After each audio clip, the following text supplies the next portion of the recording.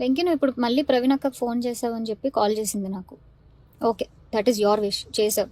నేను ఇప్పుడు నీకు మళ్ళీ చెప్తున్నాను, మే వరకు టైం ఇస్తే నీకు 1.5 తిరిగి వెనక్కి ఇచ్చేస్తాను త్రూ అకౌంట్. అర్థమైందా?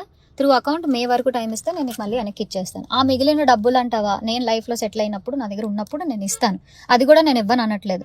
లేదు కుదరదు నాకు ఇదంతా అవ్వదు అంటే పెద్ద మనుషులకి నువ్వే ఫోన్ చేసావు కదా. నా జీవితంలో పెద్ద మనుషులు ప్రవీణ గారు మాత్రమే. సో ఆ ప్రవీణ అక్కకి వేణుస్వామిని పెడతావా లేకపోతే ఇంకెవరినైనా పెట్టుకుంటావా, నేను పిలుస్తాను, నువ్వు పిలుచుకో.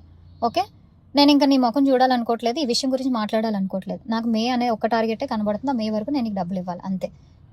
లేదు కుదరదు కాదు అంటే నేనే పెడతాను హెరాస్మెంట్ కేసు. ఎందుకంటే మా అక్కని ఇన్వాల్వ్ చేస్తున్నాడు, మా మమ్మీని ఇన్వాల్వ్ చేస్తున్నాడు, లేకపోతే మా ఇంటికి వస్తానంటున్నాడు. అసలు నా పర్మిషన్ లేకుండా నువ్వు మా ఇంటికి రావడం ఏంటి, లేకపోతే నేను మీ ఇంటికి వెళ్ళడం ఏంటి?